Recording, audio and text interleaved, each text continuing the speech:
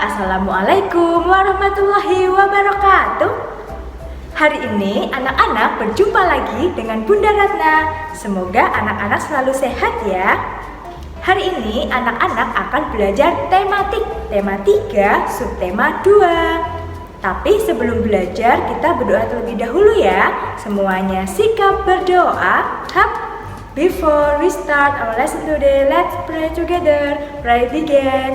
Bismillahirrohmanirrohim. Amin. Bunda berharap dengan kita berdoa nanti anak-anak dimudahkan dalam belajar tematik hari ini. Sebelum anak-anak belajar tematik, Bunda Ratna mau ajak anak-anak untuk tepuk. Namanya tepuk semangat. Apakah anak-anak masih ingat? Kita lakukan bersama ya. 1, 2, 3. Tepuk semangat. Semangat. Semoga anak-anak bertambah semangat ya hari ini belajarnya.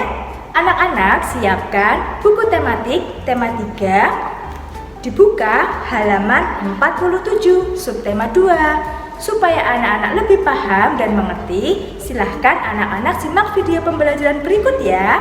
Semangat belajar. Anak-anak, sudah selayaknya kita untuk selalu peduli terhadap makhluk hidup. Untuk itu, hari ini kita akan belajar subtema 2 mengenai keberagaman makhluk hidup di lingkungan sekitarku.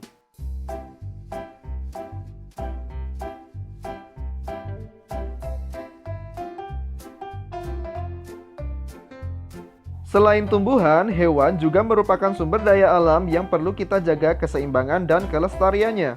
Jika tidak, maka hewan-hewan tersebut akan menjadi langka dan punah. Seperti yang terjadi pada burung cendrawasih yang semakin langka.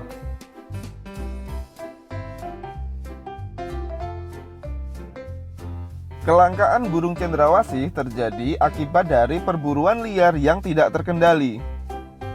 Sebab bulu cendrawasih banyak digunakan sebagai penghias topi bagi wanita di Eropa.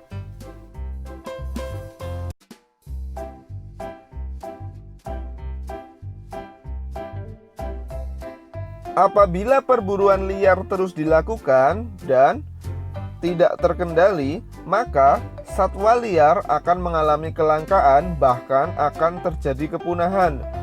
Seperti yang terjadi pada harimau Bali yang saat ini sudah punah. Oleh karena itu, kita harus menjaga kelestarian hewan maupun tumbuhan agar ekosistem di bumi tetap terjaga keseimbangannya. Selain burung cendrawasih dan harimau yang sudah mulai langka atau bahkan mengalami kepunahan, masih banyak lagi satwa liar yang harus kita lindungi dan kita lestarikan. Tentunya banyak hewan di sekitar anak-anak yang menarik perhatian kita. Ayo kita belajar lebih banyak mengenai hewan dan apa saja hak dan kewajiban kita yang harus kita jalani. Contohnya ada kupu-kupu yang berguna bagi penyerbukan tanaman. Selain itu, ada binatang-binatang lain seperti kura-kura, kemudian seperti ikan, ada juga kambing yang banyak bermanfaat bagi kehidupan manusia.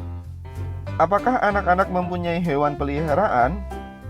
Ada hak dan kewajiban yang harus kita jalani dalam merawat hewan. Pertama, kita wajib memberikan makan dan minum bagi hewan peliharaan kita. Kedua, kita wajib memberikan vaksin terhadap hewan peliharaan kita apabila sakit. Ketiga, kita wajib membersihkan kandang agar lingkungan kita tidak tercemar. Jika kita sudah menjalankan kewajiban, kita berhak mengambil keuntungan dari hewan peliharaan kita. Misalnya, jika kita memelihara kambing, kita bisa mengambil susunya maupun dagingnya. Kemudian, kita juga bisa mengambil kotorannya untuk dijadikan sebagai pupuk kompos. Berikut ini adalah karakteristik hewan berdasarkan tempat hidupnya. Yang pertama, hewan yang hidup di air. Kemudian yang kedua, hewan yang hidup di darat. Dan yang ketiga, hewan yang hidup di air dan di darat. Contoh hewan yang hidup di air adalah ikan.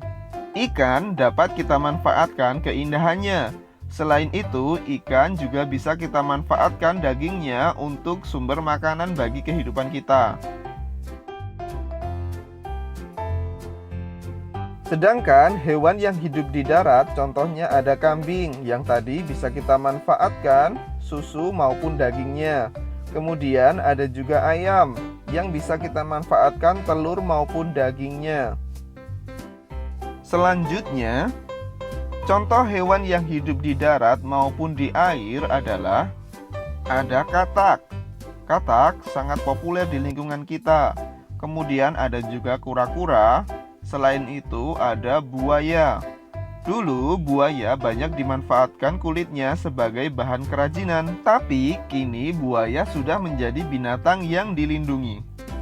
Pada pertemuan sebelumnya, anak-anak sudah belajar tentang bagaimana cara menulis wawancara, bukan?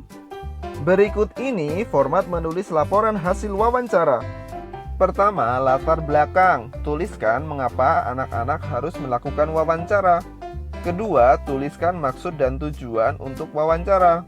Yang ketiga, tentukan topik wawancara. Keempat, catat waktu dan tempat kegiatan wawancara berlangsung. Kelima, tuliskan hasil wawancara yang anak-anak lakukan. Yang terakhir, berikan kesimpulan pada hasil wawancara yang anak-anak lakukan. Untuk lebih jelasnya, anak-anak bisa membuka buku paket tema 2 halaman 90 tentang format penulisan hasil wawancara.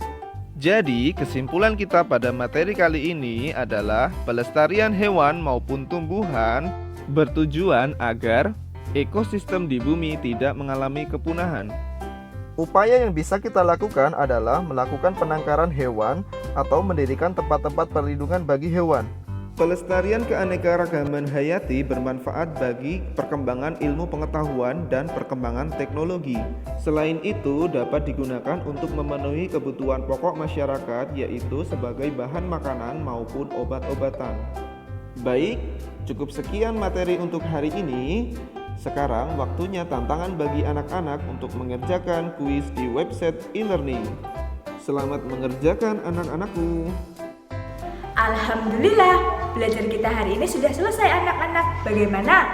Semoga anak-anak paham ya dengan materi yang sudah disampaikan.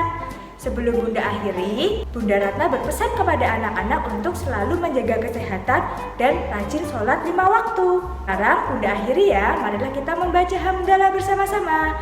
Alhamdulillahirabbil alamin. Bunda akhiri, wassalamualaikum warahmatullahi wabarakatuh. Ingat, di teladan semua anak itu hebat.